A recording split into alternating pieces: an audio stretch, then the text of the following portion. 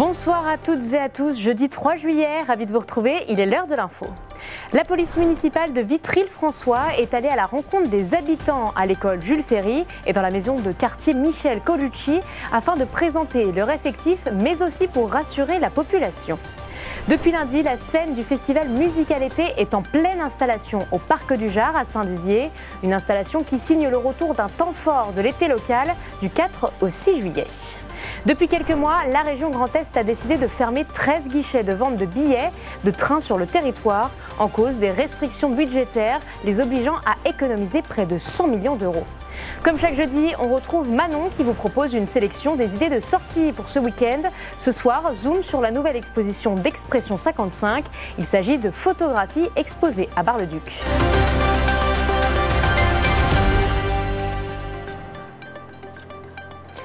À Vitry-le-François, la police municipale se rapproche des habitants. Une rencontre de terrain a été menée à l'école Jules Ferry et dans un quartier prioritaire pour expliquer les missions, les moyens et surtout renforcer le lien avec la population. Effectifs en hausse, interventions de plus en plus nombreuses, incivilité en progression, les chiffres parlent. Une présence devenue essentielle pour répondre à une demande grandissante de sécurité et de proximité. Léo Martin nous en dit plus. C'est dans cette école de Vitry-le-François que la police municipale a donné rendez-vous aux habitants. Devant une poignée de Vitrias, ils ont présenté leur effectif et leur mission. Les chiffres de 2024 ont également été présentés.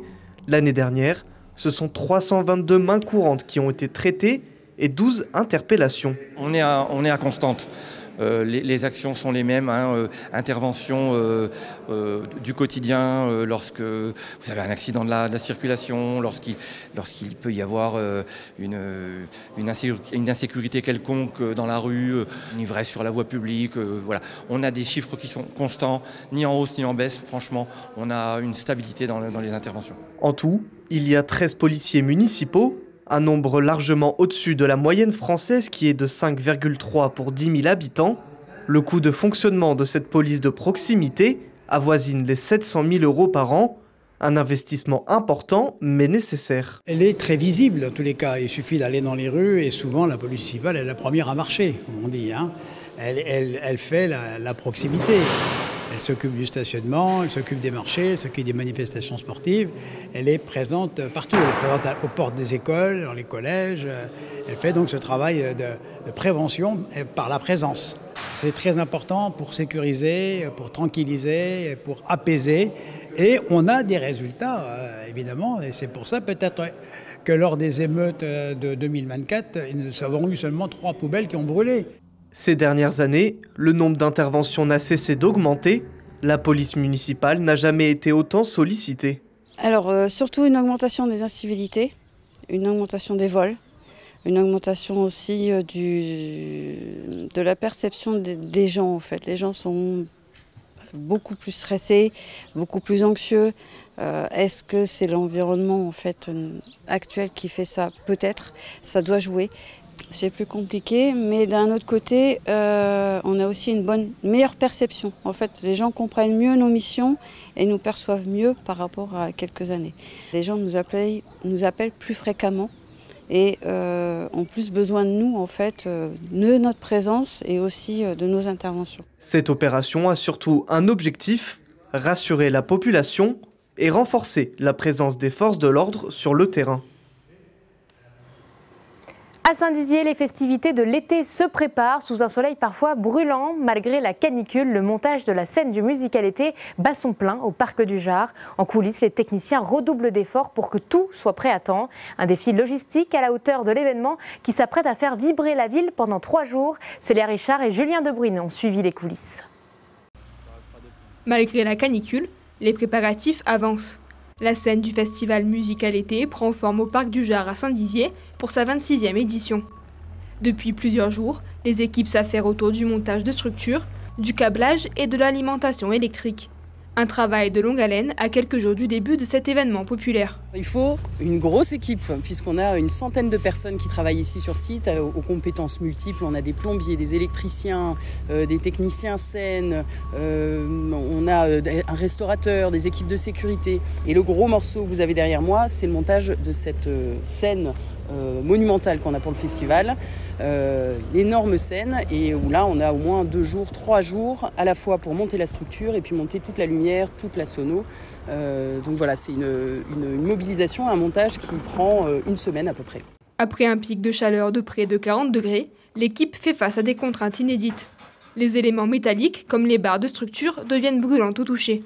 Chaque étape exige une vigilance renforcée pour garantir la sécurité des intervenants. On a de la chance d'avoir des bouteilles d'eau fraîche dans une remorque frigo qui est là-bas et on y va dès qu'on en a besoin. L'utilisation des gants est fortement conseillée pour tout ce qui est câble et ferraille.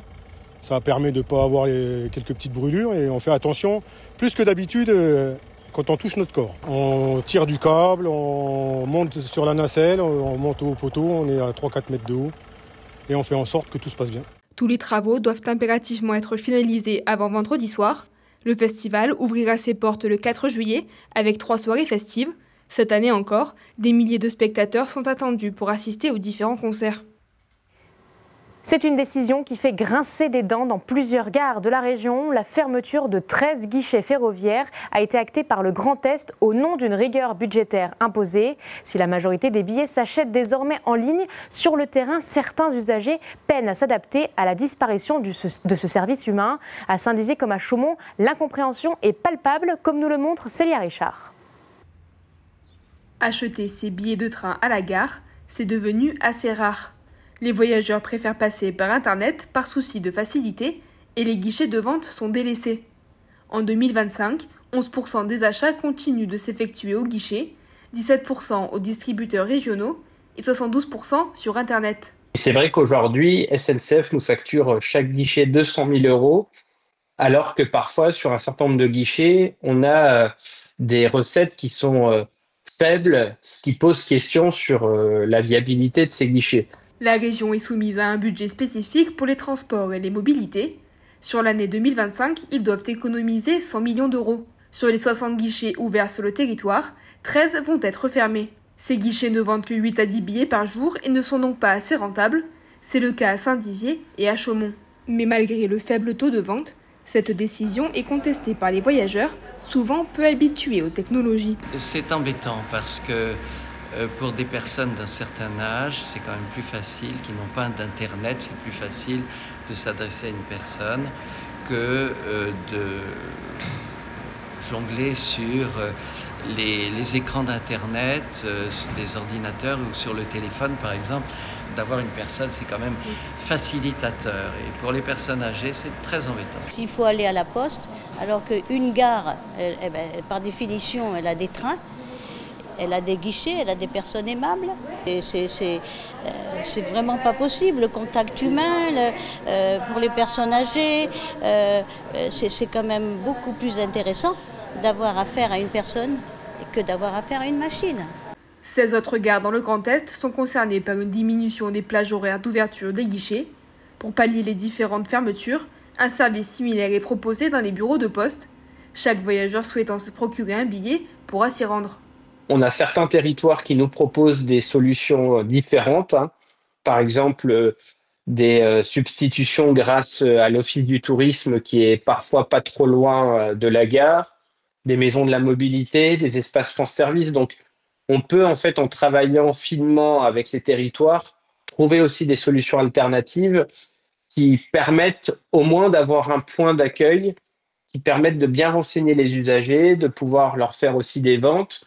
Mais la réalité, c'est que en 2019, on était à 31% de ventes au guichet. En ce moment, on est à 11%. On voit que malheureusement, progressivement, c'est quelque chose qui décline, mais c'est vrai dans beaucoup de services qui étaient rendus physiquement, où il y a une habitude, malheureusement, d'une grande partie de la population qui est plutôt d'aller sur Internet. La fermeture officielle des guichets devrait être effective en janvier 2026. Et tout de suite, on retrouve Manon pour les idées de sortie du week-end.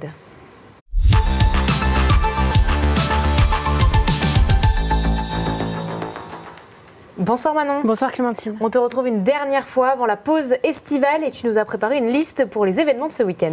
Pour débuter Clémentine, je te propose d'aller dans la Marne avec un événement récurrent qui se déroule sur la presqu'île de Rougemer à Giffaumont. Il s'agit des Légendes du Der. Pour cette 4e saison, retrouvez la Dame du Lac et ses compères dans une toute nouvelle aventure. Un spectacle humoristique avec des cascades équestres, des combats et des effets pyrotechniques. Un spectacle à retrouver du 5 juillet au 24 août. On reste dans la Marne, mais cette fois-ci on passe à Vitry-le-François avec un événement estival bien connu des Vitrias, c'est une place au soleil. Et des animations nombreuses sont à prévoir entre le 3 juillet et le 23 août avec Vitry-Plage, apéro mix ou encore stage sport et nature où multisports sont prévus pour les plus jeunes.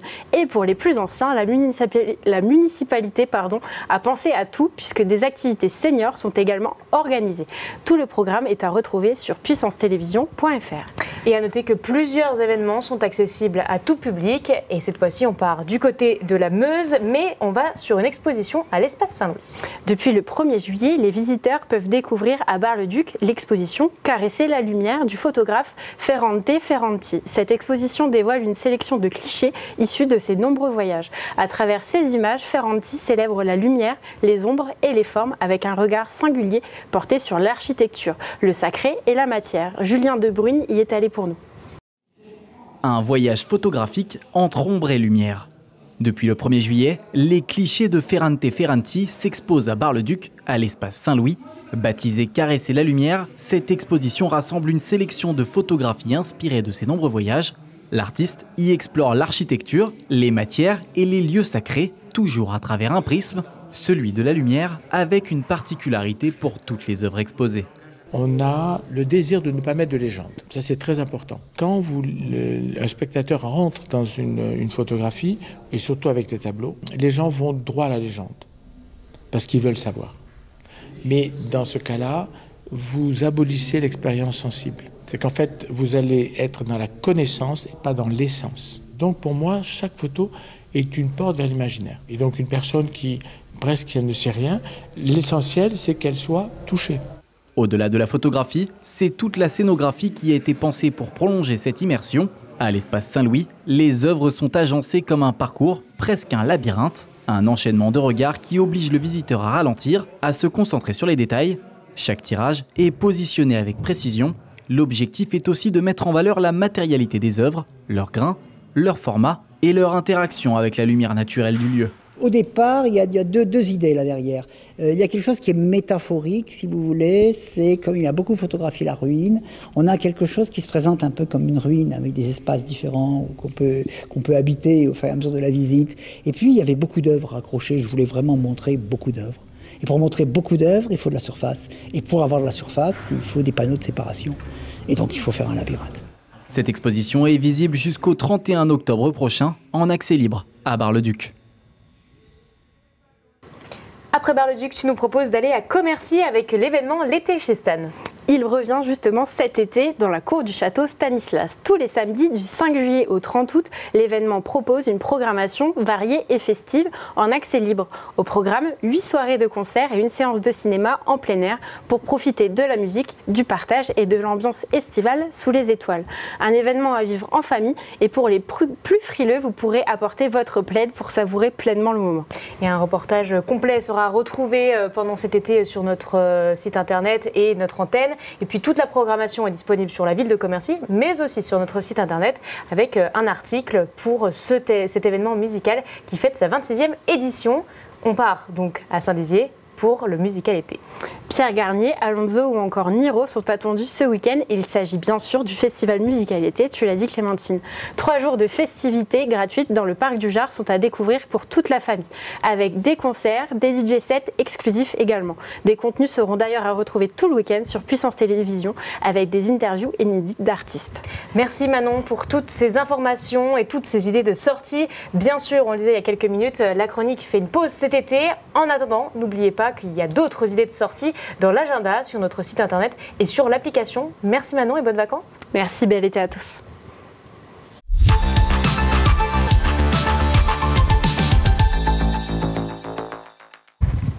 C'est la fin de cette édition, merci de nous avoir suivis. Tout de suite la météo, l'information continue sur puissancetélévision.fr. Bonne soirée.